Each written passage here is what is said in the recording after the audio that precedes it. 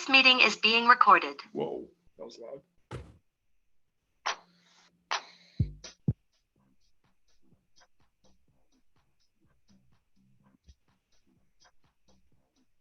Okay, welcome into the D Gress Podcast, episode 14, Danny Green, Carolina edition.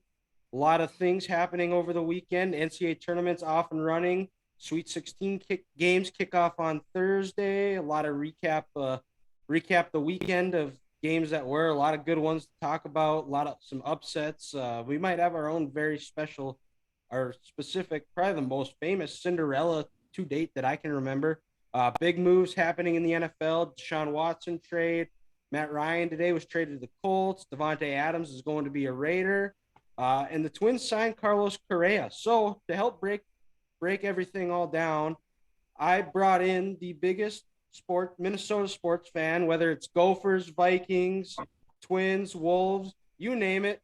Recurring guest making his second appearance on the D Gress Podcast. The pride of Wilmer, Minnesota, Ethan Price. Hey, we're back. Let's talk some Twins baseball. Yeah, so Twins have a shortstop. Obviously, dropped late Friday night. They signed Carlos Correa to a 3-year, $105 million contract. Still hoping they can get some pitching, obviously, if they want to make a run, because as much offense as I think they're going to be able to generate with the weapons they have, it's not going to matter if they pitching gives up 8 runs, but obviously I like the direction they're going. What do you think of this Correa signing?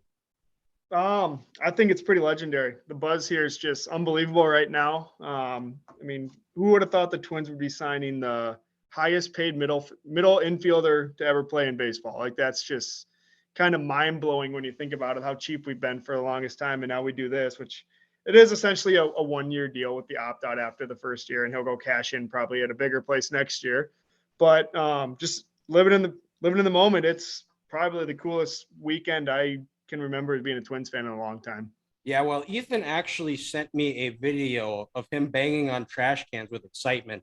So, obviously it's a big signing. Hopefully it works out. Hopefully that the Twins have a good season where they are able to not have to worry about trading him at the deadline, which that opt-out is, it helps with the team deal, and it can help for the player as far as that goes. But yeah, I'm excited to see. Hopefully they're, like I said, able to land some pitching. Sounds like they're negotiating with Cueto, so obviously he would be a nice addition, and still got to find ways to fix up that bullpen.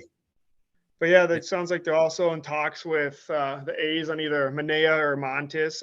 Both of those guys would be your tier 1 pitcher there, your A's swept with Sonny Gray, just 1-2 nice punch. Joe Ryan, he had a good end of the year last year. Hopefully he can keep it going. And even Bailey Ober, he looked solid last year. First action spring training looked really solid. So, they have some people. We'll just have to see if it comes together. And like you said, Cueto, innings eater, probably can get you 120, 130 innings. That's really all they need.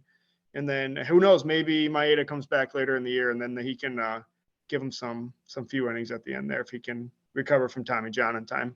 Yeah, for sure. And I do think it's interesting the way the A's are going about this their season, because it feels like the new CBA kind of basically did their best to eliminate tanking, yet the A's are still going full in on a tank. Well, it's not even a question. I don't think I've ever seen a team sell like this. Like, this is just any player with a pulse.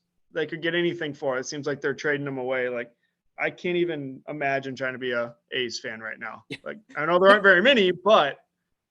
Yeah, that's true. It's funny because it wouldn't be shocking if at the All-Star break they are, hanging around that top of the AL West just because they somehow find ways to win. It seems like that's always part of the course. Moneyball is like a thing there. But honestly, if they don't have at least 15 of the top 100 prospects by the end of the year, like, I don't even know how. Like, they've made so many stinking trades recently, and it's going to take a haul to get Montes from them. But at this point, you traded for Sonny Gray, you traded your first round pick last year, you signed probably the best free agent in 5 years.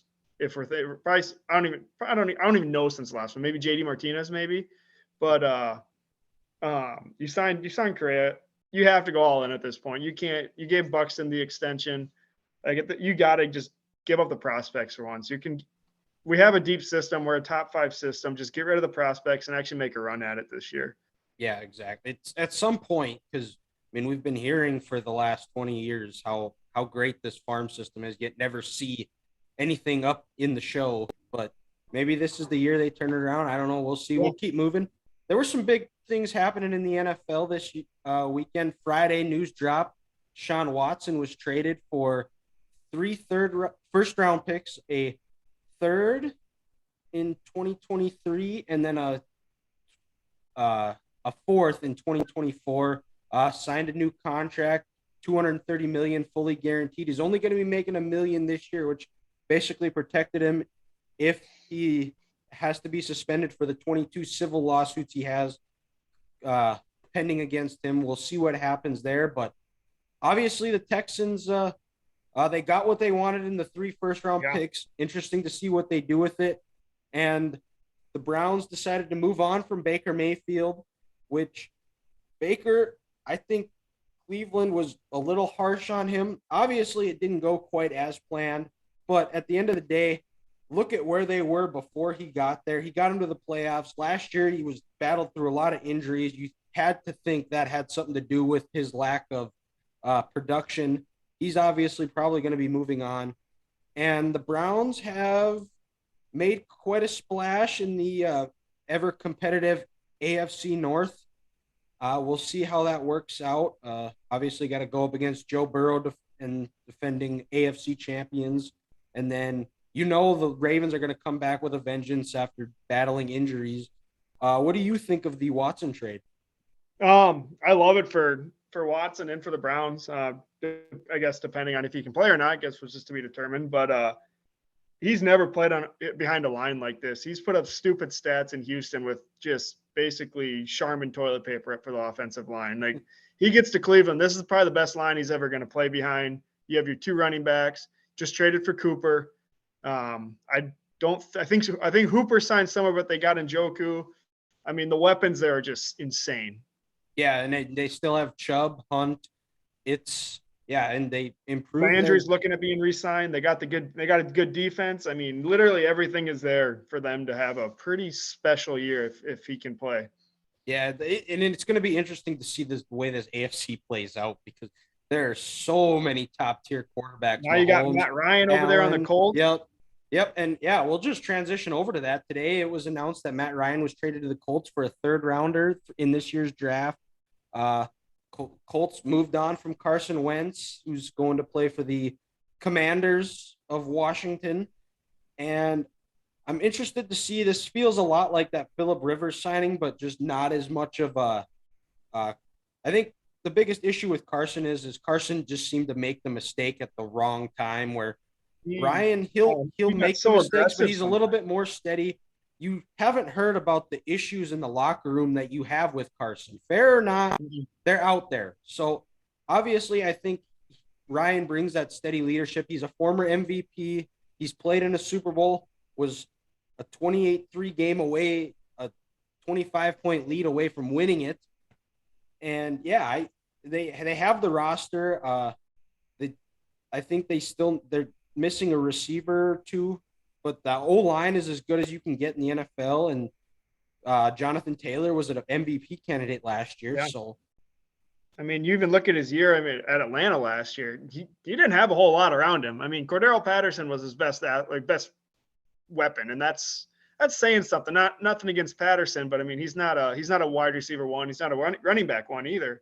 But he had a heck of a year he had them in playoff contention about 3/4 of the way through the year, which is pretty dang impressive. Yeah, they were like the quietest. I think they finished 9-8 or 8-9. I can't remember. Yeah, they were right around 500. They were right with the Saints. And nobody talked about them all year. So Ryan still's got plenty of years left with him, and in him, I should say. And be interested to see, because I think that that move with the Colts, that makes they have the best quarterback in the AFC South now. Obviously, Trevor Lawrence he's going into his 2nd year, but I think Tannehill's a question mark. Yep. Yeah, and as far as just the And then model who of knows what the heck consistency, Houston's it's doing? Matt I Ryan. guess who knows what Houston's doing?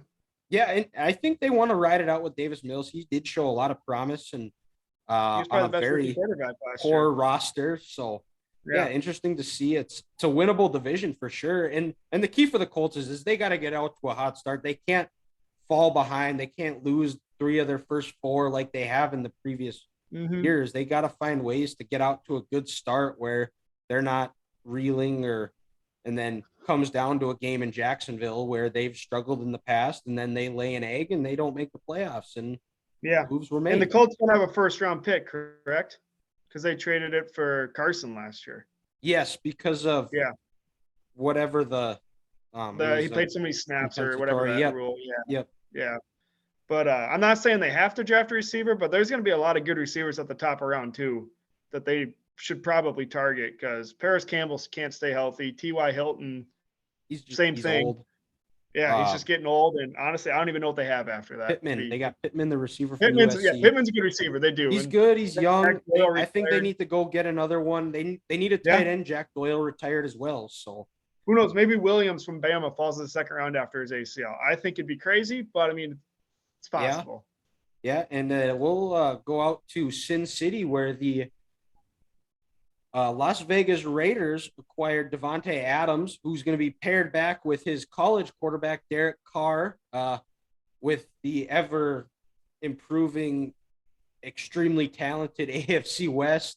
Raiders traded him for a first and a second round in this year's draft. And then he also signed a 5-year, $140 million contract extension, making him the highest paid receiver in the NFL.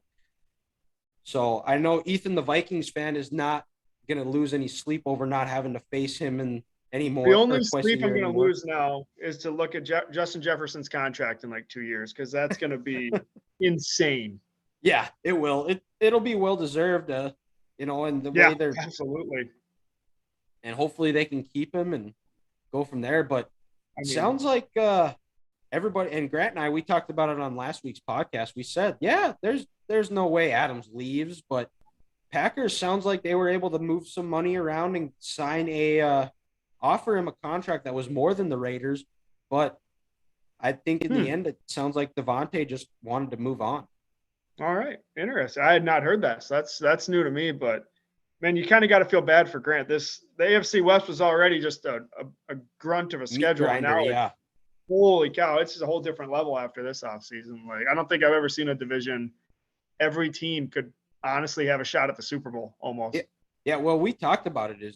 I wouldn't be shocked if all 4 teams make the playoffs. First time it could ever happen, but my gut says it doesn't, but I wouldn't be shocked just because I think at some point, I think the Chiefs are still 1A, and then it's 2, 3, 4. There's still a good distance between them. Mm-hmm. But it's almost like they're going to throw too many haymakers on each other in the division for all 4 to beat each other. You'd have to beat up on every other division that you play. Yep, exactly. And what's their crossover one this year with the NFC? What divisions do they play? Ooh, and they play the NFC West, I believe. Yeah, I want to say. Wow! So NFC another. West, That's another pretty. Got Niners, Rams, and Cardinals, and then the Seahawks obviously are not going to be anything special unless something happens over there. But I don't see them being anything more than 5 wins tops. Yeah, and we'll switch over to the main portion of this podcast of what we want to talk about, the NCAA Tournament off and running. We had the first 2 rounds this week, had some great games, great matchups, exciting, and it just feels great to be back. Ethan, can you imagine somebody that doesn't like college basketball? Oh man, I would feel so terrible for them. Like, that would just be one of the most boring lives you could ever have. It was crazy because there's one gripe that I have, and we were sharing it in our group chat last night, but the frustrating part is they can't just do these one game at 10 Mountain, and then it's just one after another, and then they have a bunch at the end. They should just front load it and then have one game start. Like, there's zero reason a game, and I don't care that it's in San Diego, but there is zero reason that a game should be starting at 10 o'clock Eastern time on a Sunday night. Just zero reason. No reason. Late. Yep. Yes. Just like the Gonzaga TCU game last night. Like, holy Arizona, cow. yeah. Arizona, my bad. Arizona, TCU. Yeah, that was late. But speaking of Gonzaga, we'll start breaking it down. Games in the West region. Sweet 16 is set there. It's Gonzaga Arkansas in the first game on Thursday at 5, and then Texas Tech Duke about at 7:39. But we'll just go through each game and then go from there. So first game in that region, Gonzaga Georgia State. Gonzaga 1 versus 16. There wasn't a whole lot to see. I didn't even watch any of the game. Georgia State hung around a while, and then Gonzaga kind of turned it on about halfway through the second, 3/4, or probably about a quarter way through the second half, and beat them by about 30. But no, at halftime it was probably 5-6 point game. Yeah, that does ring a bell. And then moving on, we'll go the 8-9 game in the West region, Memphis, Boise State. Memphis felt like they were in control. I think they got up by 20 at one point. They were kicking their butt in the first half. Yeah, and Memphis was able to hold off a late Boise State rally advance, which set up a great second-round game we'll get into a little bit later. And then UConn, New Mexico State in the 5-12 matchup. New Mexico State won 70-63. UConn's inability to score, which has haunted them all year, came back to bite them. And the Teddy Allen show, 37 points, carried him to a victory almost. Well, yeah, he did score over half their points, and he did. That just really propelled him. That was just a special March performance that's going to go on one shining moment. You can bet. He had a deep 3-pointer, and then the steal and driving the entire floor with the in-one layup at the end to basically seal it. Well, that was pretty dope. Yes, and then going to the 4-13 matchup, Arkansas versus Vermont, and that was a great game. I knew that was one when the bracket came out. I know both you and I both circled that as that could be a 13-4 matchup. I rode the Mush Bus. I believe you did too. I did too. Yep. It was a great game, and Vermont was a veteran team. They won their conference in 20 when you weren't. It was canceled obviously due to COVID. Mm-hmm. And Amude from Arkansas scored 21. JD and Notre had 17, all of them in the second half. I think that ended up being the difference where they just weren't able to keep Notre in check for at least a half. And he showed up when he had to, and Arkansas got the stops. But Arkansas they did get a little bit of a call at the end there that looked like it was out of bounds off Arkansas, but then they never overturned it. But I mean, not saying Vermont would have scored or anything, but it that's March. I mean, one call can change the entire game. So yeah, for sure. And then going into the 6-11 game, Alabama versus Notre Dame, and Notre Dame was hot. And Notre Dame was in control that whole game, and Notre Dame is just a team you do not want to play in March because Mike Brett always has them going. Even before this game, the Rutgers Notre Dame game, the double OT. Yeah, I mean that was fantastic. And then it crossed over into the next day, and that was St. Patty's Day, and Notre Dame on St. Patty's Day. You're not going to lose. You're not. You better just hope something St. Patrick was mad at. If you lose on St. Patrick's Day, cut the program. Like that'd be embarrassing. That's true. But like I said, you can't talk enough about how good of a job Mike Brey has done consistently. Yeah. They never seem to have a great regular season, but they just find ways to sneak in March and just they hang around. They make just muck games up, make it ugly, and they just somehow find ways in spots to they're either winning or they end up just a little short. Yeah. Yep. Good program. Yeah. Texas Tech. Montana State in a 3-4 matchup. That one was over at the start. 97-62 Texas Tech. They're rolling on. 7-10 matchup was another good game. Michigan State really Davidson. It was a 74-73 Michigan State win. It was a rock fight, and Davidson felt like they were actually in control for a good portion of the game, and then Michigan State went on a late 16-3 run over a 6-minute stretch, and that just kind of propelled them over. And they were led by Joey Hauser at 27 that game, and able to move on. Izzo magic continues. Yeah, that one really just felt like Davidson couldn't make that one big play that would have turned the game. Like it kept feeling like they're going to do it, and then they just couldn't flip that switch. And honestly, it's probably Tom Izzo. Like, the dude's a genius. Like, he is. It's well, and it'll show in the next game that we're going to get into next. Yeah. But when we talk about them, Duke, Cal State, Fullerton, Duke just seemed like they did what they had to do. They didn't play. I don't think they played great by any means, but they did enough and just kind of overpowered a less talented Cal State Fullerton team. So we will move into the round of 32 in the West region. Gonzaga, and we'll start with Gonzaga Memphis. Cool. Oh, what a game. Rock fight. Probably my favorite game of the weekend, honestly. The talent level in this game was just off the charts. Yeah, it was insane. Gonzaga down 10, and Drew Timmy's, he was doing his best to not swear, and he got him going at halftime. He came out just on fire and a man possessed. What did he score? Like their first 11 or 13 out of the. It was something like that, and then there was the one that I remember because there was a game going on before that I just switched over to it, and it was shot clock running down. He was backing a guy down, just a little Dirk move, turn around, fade away, just off the high part of the backboard in. And then that was when Memphis calls timeout, and you could just see Timmy just firing and still firing everybody. He was on up. a different level. Yeah, It was crazy. And the big issue going in for the Zags going into the Sweet 16, the free throws were not good this game. They struggled to make free throws. Outside of Nebhart, they were pretty pathetic.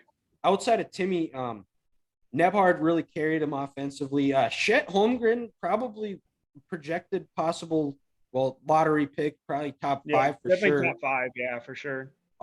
He didn't have his best offensive game, but only defensively, 9 points, I think. Yeah, he only had 9. And I mean, the guy is skinny, but the guy knows how to play defense. He was good. His timing is just ridiculous. Yeah, and obviously you know him well growing up. He's a Minnesota kid and grew up in the cities. He's a great player. He's a unicorn. That's what he is.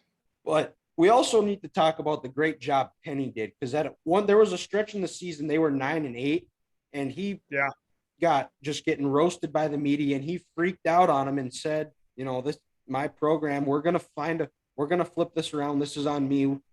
And ever since then, they were playing good, and it was a team I don't think anybody wants to play outside of Gonzaga. No, man. They would have the 9 seeds won. This year were probably the best 9 seeds we've seen in a long, long time. Yeah, all but 1 9 seed moved on in this tournament. So it was, and the team that didn't, they lost to a team playing in the Sweet 16. But we will we'll get that in a bit. Yeah, and then New Mexico, Arkansas. That was ugly. It was it felt like Arkansas was in control most of that game. They did a really good job on Teddy Allen. He scored 18 points, but it was on 5 of 16 shooting.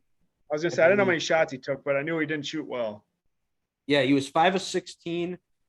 And it was Tony did a really good job of defending him, and just a complete turnaround. Obviously, Arkansas is a really, really good defensive team. Yeah, and I didn't really. I only watched the one game when they played Tennessee in Knoxville, and I just for whatever reason they just weren't great defensively, and I kind of had that vision in my head.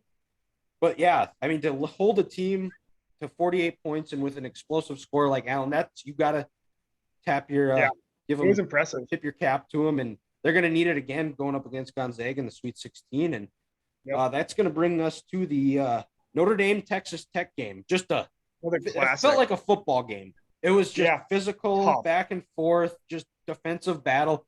Kevin O'Banner, the Oral Roberts transfer, showed up big, 15 and 15. He hit the big free throws late that put him up, and then Texas Tech was just able to get stops. Notre Dame just didn't quite have the scoring and I mean, it was the officiating this tournament's not been great, which we can questionable at best. Let's just go with that. Yeah. There's a few of them we'll talk about. And then the final game in this West bracket for the second round was blue blood matchup of Michigan State Duke. I had Michigan State winning. I thought this felt like one of those classic Izzo March teams, whether it was 15 when they made the Final Four or 10 when, they just kind of limped into the tournament. And then they had a terrible last month of the year. Holy cow. Yeah. Yeah. And they had that big win against Purdue. But other than that, they just kind of limped in. But I didn't get to watch much of this one. I kind of saw the final score. I saw Michigan State went on a run late to kind of tighten it up. That was really got up by it. 5 with about 3 minutes left. And then Roach just kind of was a Roach. Panchero was big. And Duke, it was just a case that Duke just ended up having better players in their ISO ball, which that's really all they have. I think Michigan State played better as a team. I can't think of the guy's name right now, but it was now that's really bugging me. But which number is he? He hit the big threes. I can't think of his name now. For Griffin, State. 21. Oh, Michigan State. Oh, yeah. Gabe Brown, maybe. I don't know. Brown hit some big threes and kept them in, and it was just Hogard. Maybe he had a really good first round. Number 11, Hogard, the point guard. He had a really, really good game versus Davidson. No, let me look here. But it was and if the game was 37 minutes, Michigan State would have won. And I was feeling really good when they went up 5. I'm like, yes, I'm gonna get it. But the Coach K farewell tour lives on. Continues to see another week. Yeah. Unfortunately. So, it was Gabe Brown who went. He went 4-6 from 3. Yeah, he really picked it up this year. And that's going to bring us to the Sweet 16 games here in the West region. They're going to be played out in San Francisco. The first game in that region is going to be Gonzaga Arkansas. Gonzaga is the 9.5-point favorite. The total for the game is 154.5. Game's going to be played at 5:09 Mountain, 6 Central. Okay. What are your initial thoughts here? Arkansas is going to need that defense, like you mentioned. They in that Memphis Gonzaga game, they kept mentioning how just explosive Gonzaga was, and holy cow, are they ever? They get that ball and they go. Like, they don't waste a second. Nebhart pushes it, or I can't remember who their other guard is, but they're all just sprinting. Like, it's insane. Yeah. Chet Holmgren's running the floor. Drew Timmy's running the floor. Like, just athleticism everywhere. Arkansas better be ready to run, or else they're going to be a fast-paced game. Arkansas likes that tempo though too. They do. I expect this game. I think this game is going to be high scoring. Yep. It's going to be important. Arkansas's got to find ways to box out, get a lot of bodies on Timmy and Holmgren, and that's going to be the big way. And they got to hit shots. Arkansas can. They've struggled. They've been hit or miss out from outside shots. They've got to get contributions from those guys, and that's I think the only way they move on. And I don't think it's enough. I think Gonzaga moves on, and the Must Bus runs out of gas here in San Francisco. Yeah. Next one. That's gonna be a good one. Texas Tech Duke. Texas Tech Duke, and Texas Tech is a 1-point favorite. That game is scheduled to tip off at about 7:39 Mountain, 8:39 Central. The total is 137. That's going to be a low-scoring game. It's going to be a matchup of Texas Tech defense versus if they're able to keep Duke's guards in front of them, get bodies. And I just don't think Duke likes physical games. No, that's exactly what I was going to say. They don't, and Texas Tech is gonna if they can sense that early and they smell that blood in the water, I think if Texas it could get Tech, ugly. Yeah, it could. I don't know if it's gonna get ugly. I think Duke has enough offense and they've got enough talent to keep it close. And I don't think Texas Tech has enough offense to blow it open. Yeah, if Duke turns it over and they can't handle the pressure, I mean, it could get if they get Texas Tech in transition. I mean, it could get pretty ugly pretty quick. But outside of Mark Williams, I just don't see Duke being that physical of a team. Banchero, he doesn't like it. Roach is pretty small, I feel like, for a point guard. He's not overly big. Griffin's a decent size, but he just seems to sit out on the perimeter. So I don't know a lot about Duke, but from what I've watched, they are not a physical team. No, and the biggest thing too is what I've learned from this tournament is experience. And Jay Wright talked about it too, who's got his team into another Sweet 16. But the amount, like just getting those young guys in games and getting them that experience. So like they know what that feel is and they understand it. You look very seldom is a one and done team won a national title. Look at Calipari. He's the one time he's won one national title. Other than that, they've fallen short just because the moment is almost too big. They get tense, they get nervous. And that's real. That the year they won that was not your normal freshman. That was all-time great. And it was the bracket fell their way. The matchups and everything, it fell their way. I would argue that Carolina losing Kendall Marshall before the Sweet 16 didn't help. No. And I think that would have been one heck of a championship game between those two, but obviously, Carolina lost to Kansas. Kansas ended up playing them, but Kansas didn't have enough talent. But when you have a MVP candidate in Anthony Davis, that's who it was carried by. And we will move on to the next over to the South region because they're going to be having games played on Thursday as well. And first game of the day is. Well, we'll actually start. We'll just go break down the first and second rounds and then get into our Sweet 16. So that sets up a Gonzaga Texas Tech Elite Eight with a trip to the Final Four on the line. That'd be a good one. I think Gonzaga wins it. Completely different paces. Yes. Just extreme different. At the end of the game, I think Texas Tech that game could be played at their pace the whole time, but I think at the end, Gonzaga they have that a little bit more experience playing together. Texas Tech had a lot of transfers this year. Yeah. And I think Gonzaga's just kind of that team. I think they're able to generate enough offense and find a way to get into the Final Four. So, I think they can score in transition and they can score in the offensive set too. So I just think Gonzaga is a better team and they can play at either pace. Obviously, transition and up tempo better, but they can still play with the best of them at the regular slower down pace. Yeah, exactly. So both Ethan and I have Gonzaga moving on to the Final Four in New Orleans, and we'll switch over to the South. First round, 116. It was Arizona versus Wright State, 87-70. I didn't get to watch any of that game.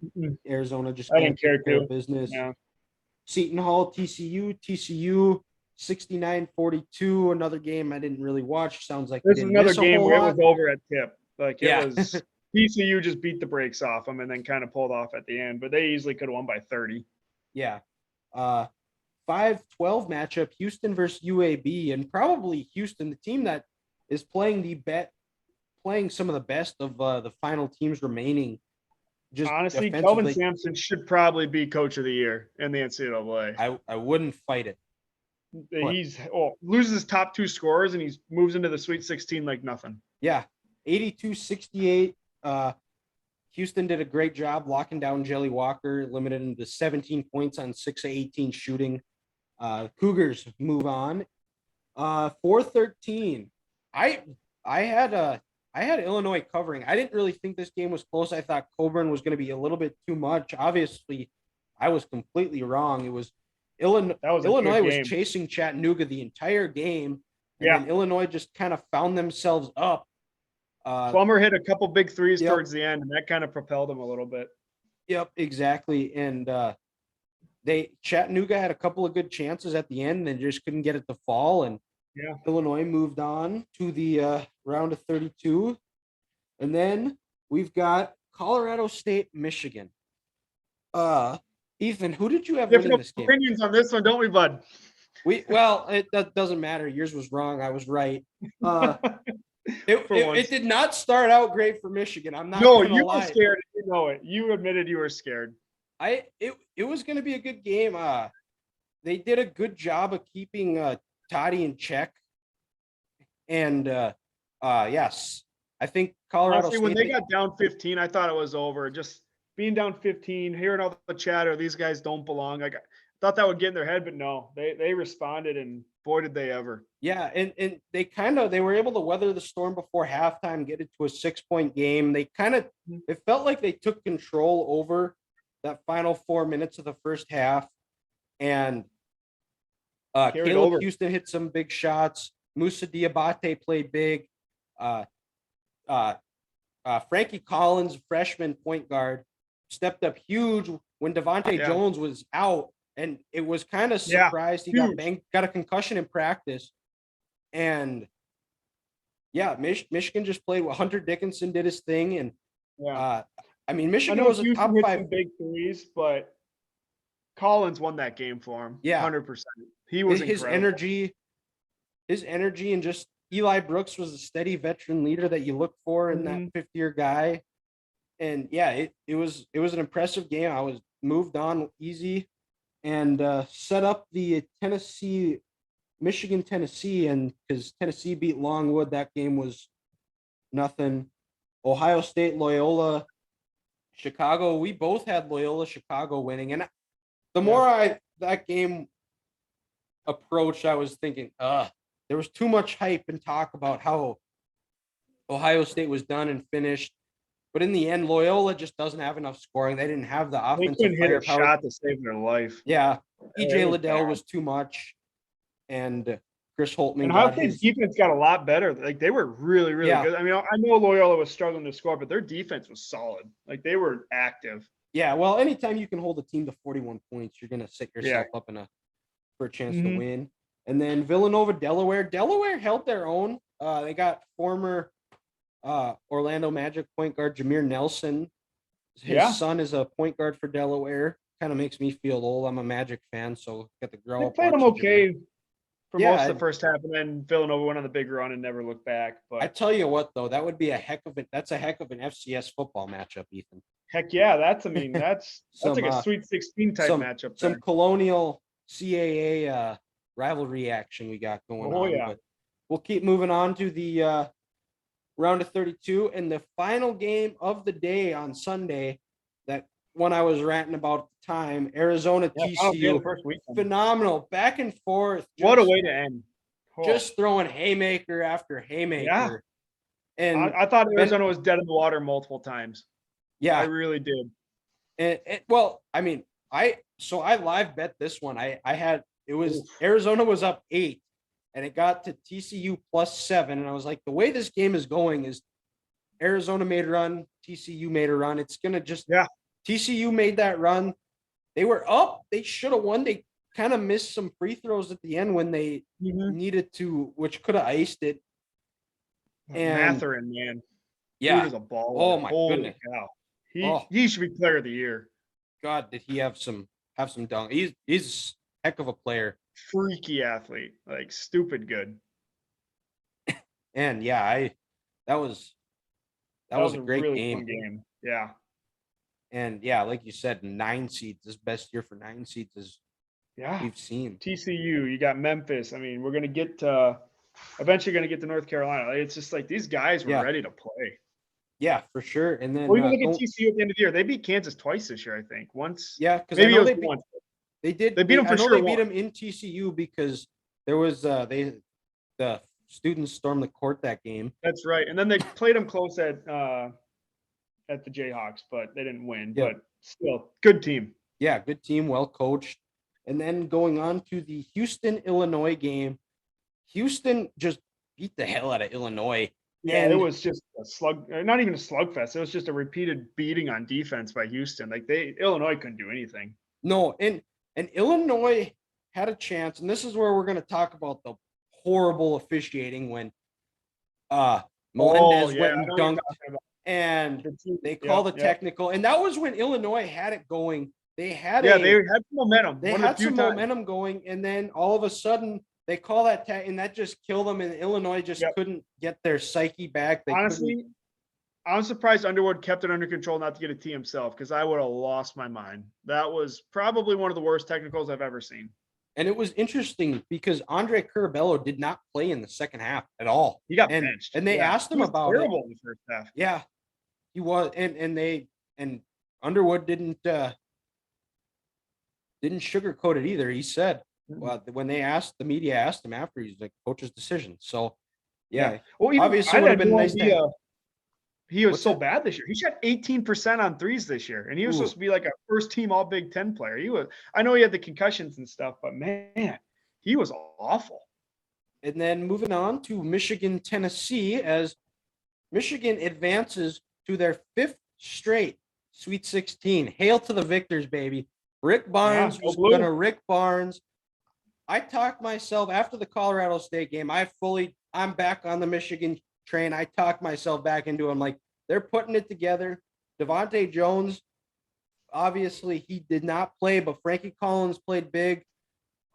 Eli Brooks, huge, had 23 points with the beautiful tribute to Kareem, the sky hook. Yeah, the sky hook to basically seal it. I was like, what the hell is this guy doing? And then it drains it. I don't know anything. But Hunter Dickinson, 27 and 11. He was unbelievable. And Michigan, their defense has been suspect all year, and that's been the reason for their inconsistency. They just can't defend.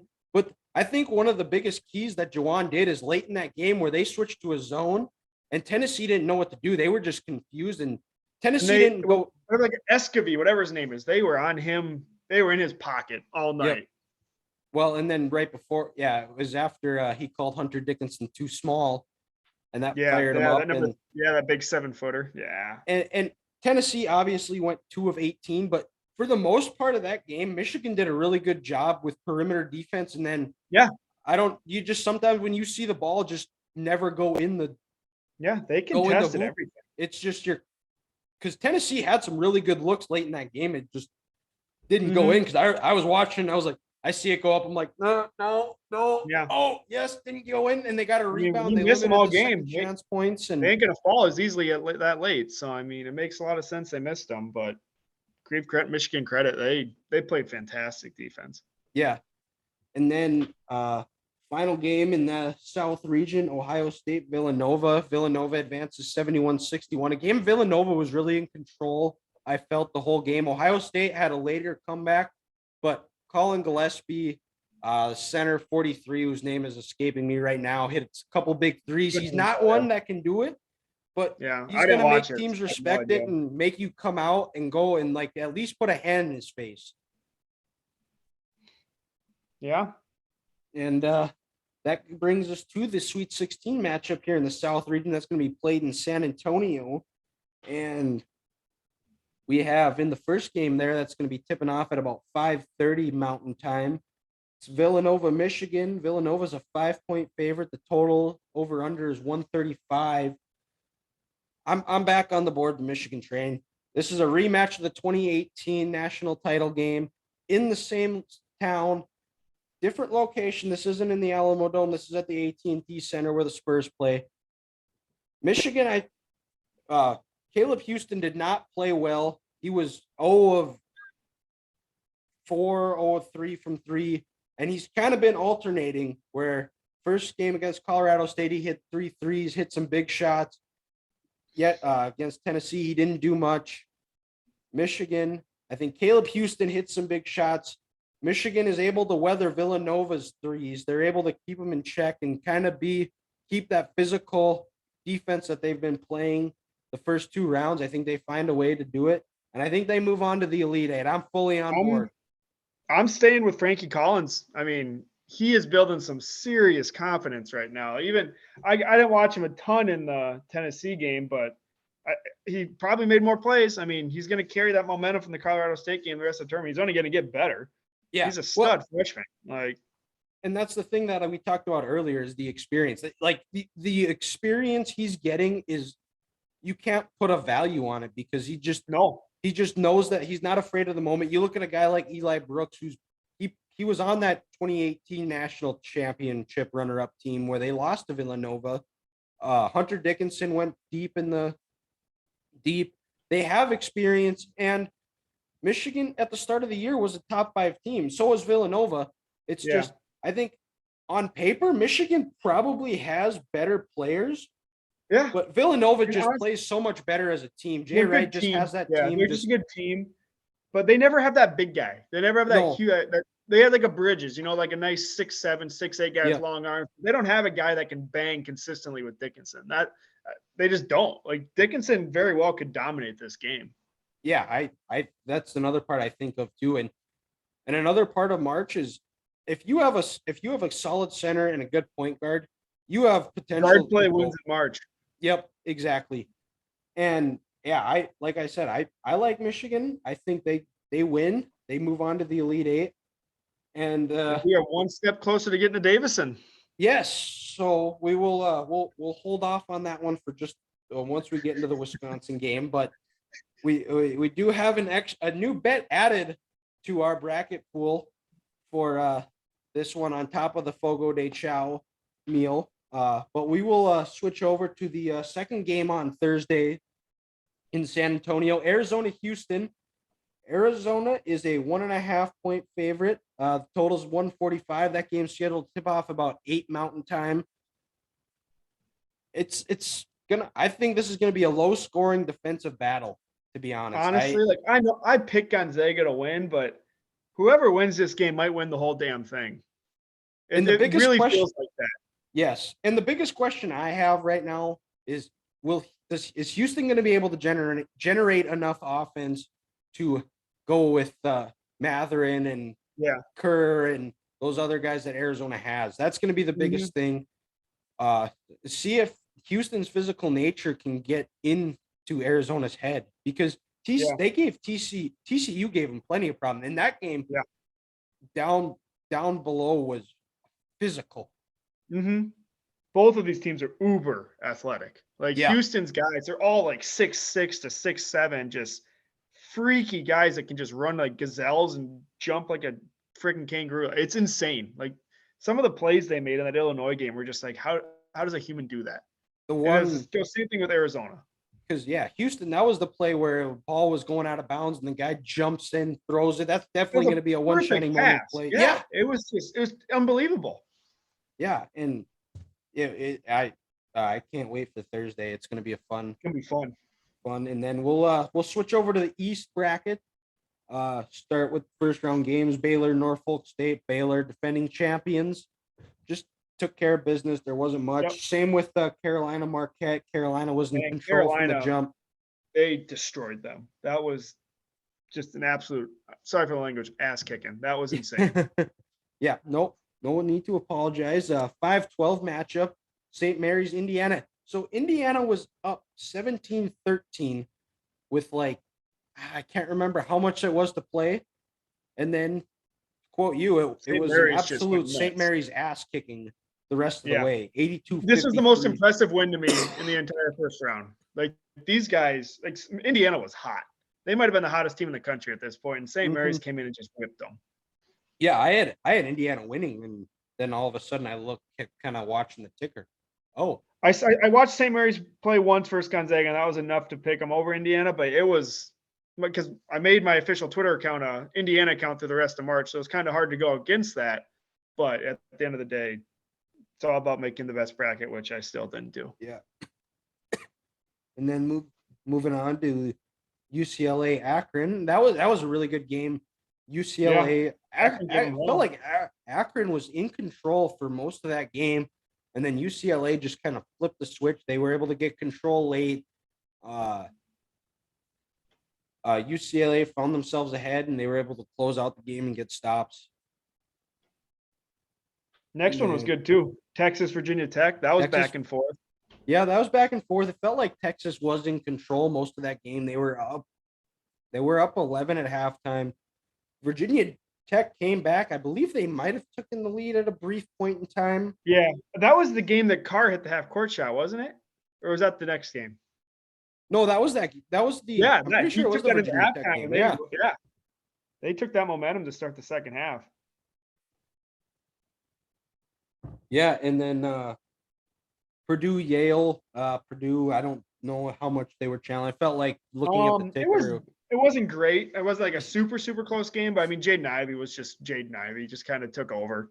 Zach Edey, obviously, you only can have anyone to stop him. So it's kind of just took a little bit, but they destroyed him later on.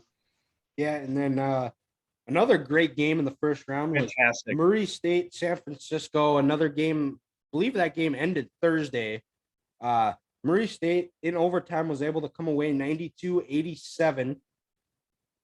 And it was just it was a back and forth game. Murray State, I did not realize, was 31-2 going into this game. Yeah, they haven't lost in 2022. Yeah, literally.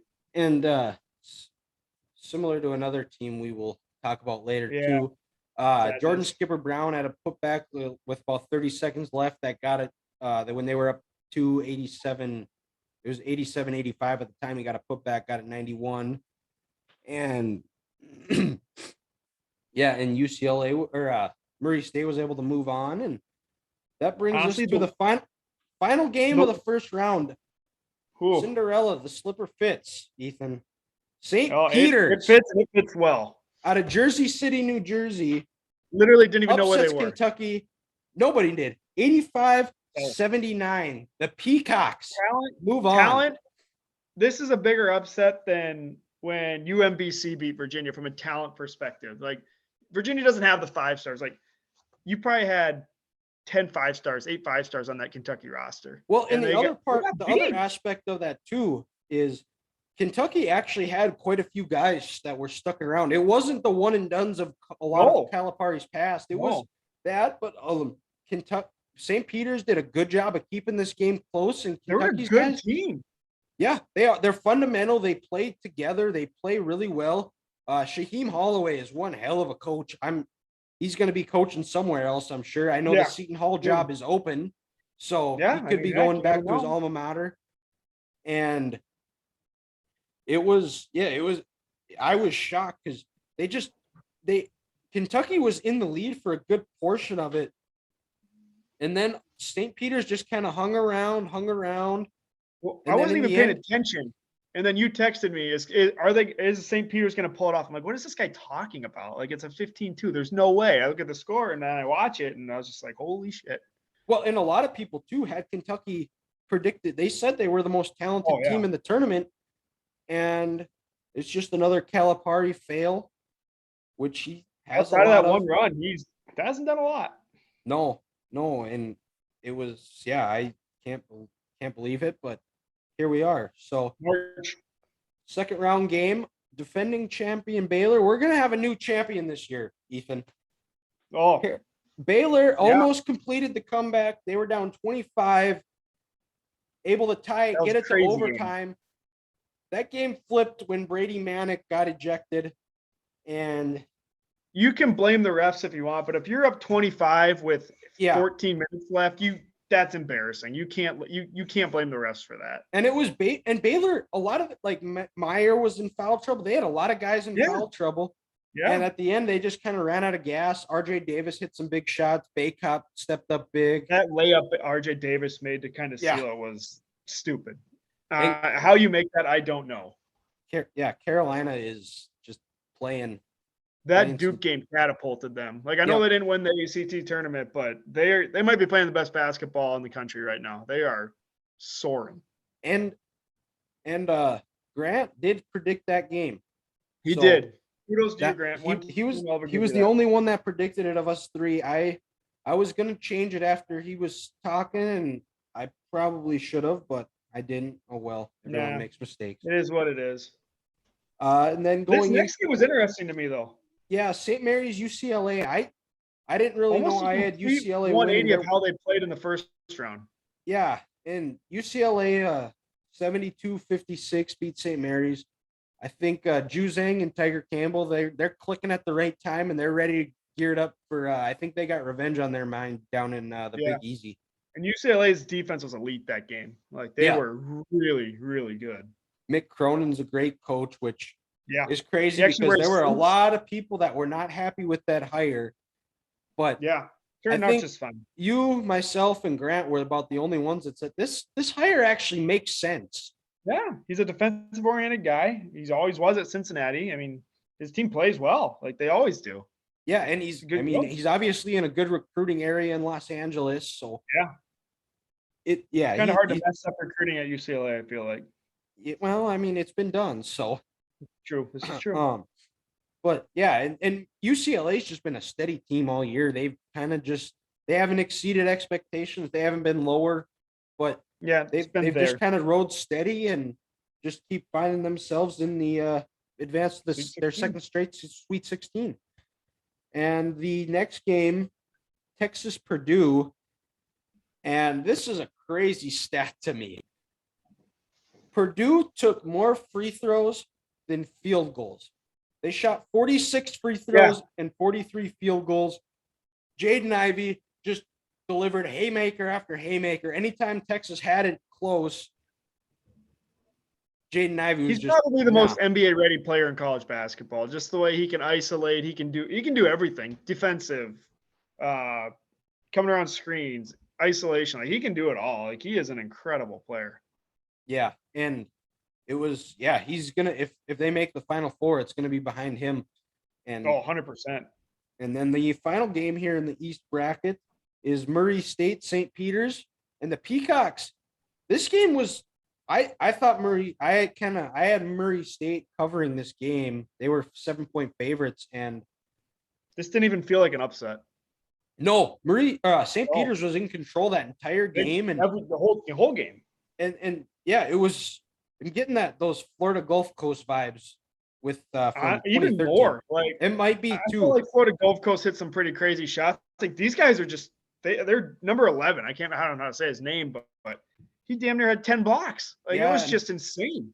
Doug, a new day or something. I don't know, but he was really good. And then you got Eater, the guy with the crazy beard and their mustache, whatever it was. Dougie. Doug, yeah, good guy. Yep. But no, they're a fun team. I don't think they're going to beat Purdue, but cool story. Yeah. So we'll just actually transition over to that game. They are the first game in the East bracket. The game is going to be played in Philadelphia. Game is starting at 5:09 Mountain, 6:09 Central. Nice.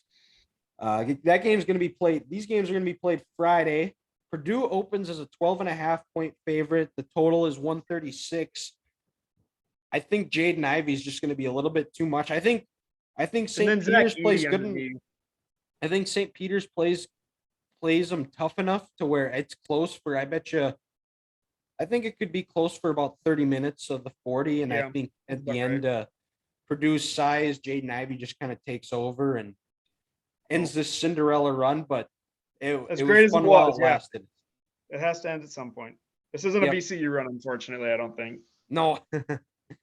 And then that's going to take us to the second game in Philadelphia. That game is scheduled to tip off at 7:39 Central, or 7:39 Mountain, 8:39 Central. Shoot, I forgot to write the total down on that. But UCLA, I believe, is a 2-point favorite.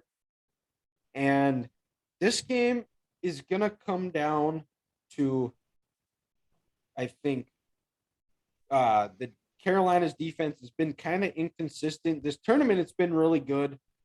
UCLA, if they got to keep Baycott in check. I like UCLA in this game. I just think they've been the more consistent team. I trust Mick Cronin a little bit more than Hubert Davis right now. I trust him a lot more than Hubert Davis. We'll see what happens. Yeah, well, yeah. And he made some really questionable calls. Like even end of regulation, you have 12 seconds? RJ Davis dribbles around and then chucks up a 28-footer. After they took a timeout. What are we doing? After they call timeout, what are you doing, Hubert? I don't know. Maybe the player didn't listen to the play. I don't know, but it's questionable to say the least. Well, and part of it sometimes I don't get is like you take a timeout for that. And they had another a timeout in their back pocket. Like you're not going to be able to keep them. So if there's nothing going on, don't be afraid to take one with 5 seconds. Like you're going to get the ball on your side. Something else. Drive to the paint. I don't know. Do something other than chuck a 28-footer. Yeah. Doesn't help. Exactly. And no, I think I'm with you. I think I'm going UCLA too. At some point, North Carolina's thing has to end, and I don't know. They got pretty lucky. They played really well, but they also got pretty lucky in that Baylor game. Yeah. And so that's going to set up UCLA Purdue in this in the Elite Eight matchup. That's going to be played Sunday. Still don't know what time yet, but This is the game. Can Matt Painter finally get over the hump, or does Mick Cronin can he set himself get rid up? of his inner demons? Yeah, get rid of his inner demons. Can Jaden Ivey not turn into Carson Edwards from 2019? I like his chances. I like UCLA in this matchup. Because I picked them in the final to go to the Final Four. That's fair. I like Juzang, Tiger Campbell. I think those two. I think their top two players are better than Purdue's top two, and I think that's just enough to propel them over and set them up for a matchup of one of the best Final Four or college basketball games we've ever seen, in a rematch of last year's national semifinal between Gonzaga and UCLA. Yeah, barn burner. Yeah, with another Minnesotan hitting a big shot. Chad Holmgren, huh? He's gonna hit a big one. No, from last year's game. Oh yeah, Suggs. Yeah, he hit. Yeah. Just a half court shot for the win. Nothing big, no big deal or anything. Yep. And then we'll switch over to the Midwest bracket. Kansas is the 1 seed. They played Texas Southern. Wasn't much of a game. Kansas takes that one 83-56. 8-9. San Diego State Creighton. This was a game San Diego State was in control of for the majority of this game. At least to the 5-minute mark, it felt like. Creighton, just like they've done all year, where they just kind of hang around, and then they find themselves in the game. They're able to make shots, get stops in overtime, and advance on 72-69. McDermott's one of the most underrated coaches in the country, and it's not even close. Yeah. Like, he is a really good coach. And players are starting to notice because he's starting to get some higher level recruits. Yeah, they're missing their point guard. Their point guard was a stud. He's done. Like, he ain't playing, and that was impressive win. And now this brings us to a 5-12 matchup. As much of a Gopher fan as Ethan is, he is an Iowa alum. So did this crush you a little bit that Richmond, the Spiders of Richmond beat the Hawkeyes 67-63? No, I had Iowa in the Sweet 16, but at the end of the day, who hates Iowa? We hate Iowa. So it was a good day. A big Spider fan on whatever day that was. I can't remember, but it was. That was a good game. Richmond made more plays. Iowa's guards really couldn't do anything outside of Keegan Murray. It was Iowa kind of like it was the Iowa from 2 months ago, where it was just Keegan and no one else. It was Fran and March, Ethan. That's what it was. It could have been Fran and March too, because God knows that never goes well. That's not a good combo. Yes, and then that brings us to a 4-13 match of Providence, South Dakota State. And this is another really bad call. I picked South Dakota State to win out of respect for Coach Henderson, because I do know him a little bit. Like I said in the previous podcast, tremendous guy. He was an assistant at NDSU when Ethan and I were both going to school there. I was a manager for the basketball team, so I know him. But it's classic South Dakota State in sports, in any big game. The moment's just too big for them. They aren't the NDSU. They just can't handle the moment, and they tense up and they choke. And I will say that South Dakota State's still looking for their first win. NDSU has two. That's true. That's fair. Oklahoma win. But no, that 3-point foul at the end was brutal. Providence stuck his leg out. Yeah. Not lucky. But I mean, there's still, there's no guarantee South Dakota State would have scored, but at least would have made it a hell of a lot more interesting. Well, and Providence did a good job defending. Baylor Shireman struggled. Yeah. They did a good job of keeping a lot of those guys in check. And Providence, at the end of the day, I think was just more physical and tougher than South Dakota State was. Yeah. South Dakota State just couldn't get that second or third guy to score. The Wilson had a really good game, but after that, it was just kind of hit and miss. And so much of it, too, I think, is we become prisoner of the moments where, South Dakota State, they haven't lost since December. They were on a 21-22 game win streak. Providence, they won the Big East regular season, and then they went one and done in the conference tournament. And sometimes these teams that have really good conference schedules, I think they just get worn out. Yeah. And they're just sick of playing the teams they play all the time. It's just They just need some fresh blood, fresh meat. And I think that's been the case of what Providence is, because they're just a tough, gritty team. I think they used a lot of the motivation for people saying SDSU should be a popular upset pick. And he absolutely used that in their preparation. Yeah, Ed Cooley played the underdog role and he said it when he was talking with the media. He said nobody expects us to win. And he said that before the game. Yeah. Not even after, before. And I heard that too, and I'm like, damn it. Now Providence is gonna win. Probably. But I still went with it because sometimes you gotta go for the Summit League in general. Yeah. And then moving on to the 6-11 game, LSU Iowa State. Obviously, LSU had in some turmoil that letting their coach Will Wade go before the start of the tournament. This game felt like Iowa State was in control most of it. LSU kind of had a late rally, but it kind of went as I thought it would. Just like not a high scoring, really a lot of bricks. Probably the most bricks we saw in the tournament. A lot of threes that did not go in. Yeah, Iowa State, they pulled it out. I mean, Brockington had a pretty good game that game, but they played well enough to win. Yeah, exactly. And then the 3-4-14 game, Wisconsin Colgate, 67-60 Wisconsin. Colgate hung around. They made it a game. I might have been Colgate's biggest fan on Friday night, to be honest with you. You were. I was pretty pumped. Johnny Davis came alive in the second half, and that kind of just propelled them over the top. Yeah. Last 4 minutes, Wisconsin really just took over. Second round. And then another really good game that I don't think a lot of people got to see or watch. It wasn't discussed a whole lot that happened on Friday was 7-10 matchup between USC Miami. Miami was able to pull it out. 68, this is like a mid-afternoon. Yep. Charlie Moore had hit 2 free throws with 3 seconds left. It was kind of a back and forth. There was 8 lead changes in the final 11 minutes. Miami was led by Isaiah Wong, who scored 22. I like this Miami team. They're playing, they're clicking. And then the 2-15 game, Auburn beats Jack State 80-61. I think Jacksonville State actually hung around a little bit, but Auburn's talent was just a little bit too much. And then we will move over back to the top of the bracket. Kansas Creighton, another great game, another similar classic Creighton, where just hung around. Kansas would go on runs. Creighton would come back tight. They just couldn't quite get over the hump. And in the end, Kansas's talent was just too much. These schools don't like each other. These two really don't like each other. I mean, I know they're in different conferences. Like, really, Creighton doesn't have any other sports besides that they're really like elite at. But these schools hate each other basketball. Yeah, so they despise each other. Kansas doesn't want to play Creighton. No, they will never schedule them. Yeah, exactly. And then going on, Richmond, Providence, like we said, Providence is on a mission.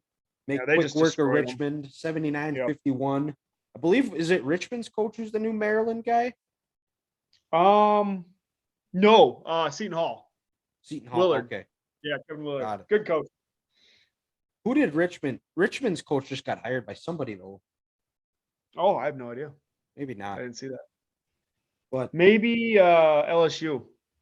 Oh, I know they hired someone today. Okay. That might be it. That could be it, too. We're not Richmond experts. Iowa State, Wisconsin. Fun game. Yes. So I know this crushed Ethan's heart that Brad Davison's college career is dead. But as we were doing a little foreshadowing that Brad Davison's career might be dead, but Davison Price is still alive. So yeah, he's still up there. He's still there. So we added a bet because Ethan was not a fan of Michigan being in this tournament. They're in the Sweet 16. So after the Colorado State game, I just kind of threw this out here that Ethan, if Michigan wins the national title, you have to get a cat and we get to name it. So if Michigan wins a national title, Ethan has to get a cat, and the cat's name is going to be Ethan. It's going to be Davison. I mean, yes, it is. I hate the guy, and that's putting it lightly.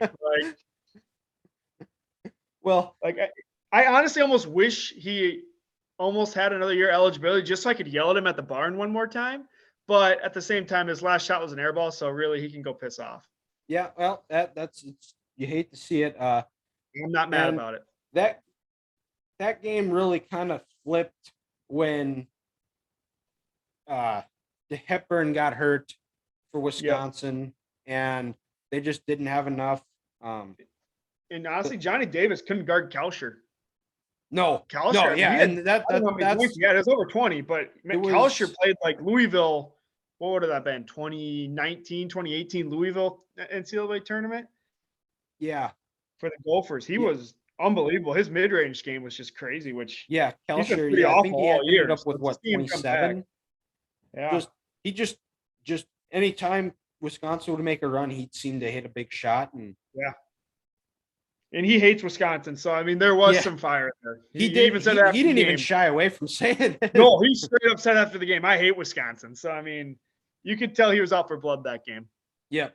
And moving on to the final game in the second round of the Midwest region, Miami with the upset of Auburn. I don't know how much of an upset it is because I did say Miami was going to beat Auburn. Auburn, outside of Auburn, was just not very good. And it was a back and forth game.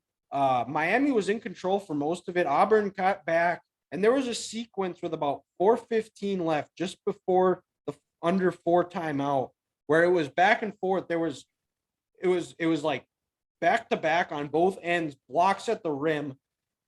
And in the end, Miami was able to get about a 15-foot jumper. And then you could just tell Auburn was gassed. And Auburn still had 3 timeouts left. And it was just, like I said, it was just a helter-skelter back and forth type of game. And Auburn was just gassed. And there was just no ball movement. And they hook up a 3 where I thought Bruce Pearl should have taken a timeout and just got everybody some fresh legs, got them to relax, kind of set something up, because it was an important part of the game. Because at that point, even before it was a 6-point game, then Miami hit that shot to go up 8. There's still, I mean, an 8-point game with 3.5 minutes left. That's a lot of time to make up. Yeah. And after that, Auburn was done, and they just kept giving. They just gave up some dunks and just. That was that. Yeah, and Miami moved on, and man, that's going to set up the Sweet 16 matchup here in the Midwest region, played at the United Center in Chicago. And that game's going to be played Friday as well. Games are Friday. First game is Kansas Providence, 5:29 Mountain Time tip. Kansas is a 7.5-point favorite. Total is 141.5. And I got to tell you, I like Providence. I already have them covering. Okay. And Providence in close games is 11-2 in games that are 5 points or less. Kansas does not have a point guard or a big man, and it's Bill Self in March. Yeah. I'm still going to roll with Kansas. I think Abaji has his get right game. He hasn't been very good the first couple games. He's just first game he was awful. Second game he was better, but I think this is his get right game. I think he's probably going to. I'm going to say 30 plus. He's going to go off. Okay. That's my bold prediction. Like I said, I like Providence covering the 7.5. But yeah, I'm not sure if I want to say like I said, I think you're right here where I think that Kansas is able to. I think their talent just gets enough to get send the Friars home and move on to the Elite 8. But Kansas. Actually, no. You know what? Screw it. I'm going. Providence is going to win. I'm going Providence wins. Well, straight it's up. Bill Self in March. I can't trust the guy. I just don't trust him. And that's going to set up. That's interesting. The Iowa State Miami. That game is set to tip off at about 8 Mountain, 9 Central. Oh, these are some late games. Yeah. And that game is Friday. Well, it's Friday. I think it's very important for Iowa State to get out to a fast start and start strong, because if they don't, I think Miami runs them out of the building. I like Miami at 2.5-point favorites. I like them covering. Yep. I think Miami wins. I want to take Iowa State, but I just don't think they can score enough. Yeah, exactly. I really think don't. they But do. that crowd, Miami on defense does enough to keep Kalashar in check and yeah. move on to the Elite That Eight. place is going to be filled with Cyclone fans, though. I mean, that's probably like a 6.5, 7-hour drive only. Like, it's going to be loud. Like, it's going to be extremely pro Iowa State, obviously, but Iowa State fans travel, and it's going to be loud in there. So we'll see if that has a factor. But I just don't see Iowa State scoring enough. Yeah, and so that for myself, it sets up Providence, Miami in the Elite Eight. Ed Cooley versus Jimmy Larinaga. Ed Cooley's still looking for that first Final Four. Jimmy is looking to, and not quite, but he made it to the Final Four as an 11 seed as the head coach of George Mason back in 2000. Oh yeah, 2006. And that was a good run too. That promises to be one hell of a game too. Well, obviously we sound like a broken record where they all do. Both teams very experienced. It's just different. Yep. Yeah. Yeah. With that extra year eligibility, transfer portal, like I think you're gonna see this trend going too, where you're gonna see a lot more guys staying, especially with the name, image, and likeness as well, because there's a lot of guys that are really good college basketball players that people don't project to be really good in the NBA. So they could still make a good amount of money in college, still playing for 4 years. I think I think we're going to be seeing a transition back to you see more guys stay like you did in the 90s and the 80s. Yep. And 100%. I like the way this Miami team's playing. I think Miami, the 10 seed, finds their way into a Final Four. That'd be awesome. Be really cool. Good, insane story. Yep. So did we cover? I know we didn't do the Elite Eight matchup for the South. No, we never did do the whoever Villanova, Arizona, or Villanova, Houston, whoever we choose. Okay, yeah. Like I said, I have Michigan, and I think I'd like. Oh, yeah, we did say Michigan. You're right. Yep, I did, and I like. This is tough. I don't know what I want to do here in this Arizona-Houston game. I mean, I'll let you go and let me think on it. Just go Michigan. What's that? You want me to get Davison, so just pick Michigan at this point. I mean, I already said Michigan's beating Villanova. Yeah, I'm saying I haven't decided this Arizona-Houston. I haven't decided who Michigan beats on the Davison Price tour. Fair. And actually, you know what? I'm going to go because in 2018, Michigan beat Houston on a phenomenal game on a Jordan Poole buzzer beater. And Michigan lost to Arizona earlier this season. They got the doors blown off them, actually. It was not close. Where was that at? Was that in Bahamas? I don't know. It was ugly. I didn't want to watch. And so I think Arizona has just enough offense to beat Houston. Michigan in a revenge game beats Arizona. They go to the Final Four, setting up an 11-10 matchup in the Final Four in the Big Easy. That has to be the biggest combined seeding line ever for a Final Four if it happens. Yeah, so in my Final Four, updated Final Four, I have Gonzaga, UCLA, Miami, and Michigan. There you go. That's quite the Final Four. It is. It's March, baby. We sleep in May. Yep. Yeah.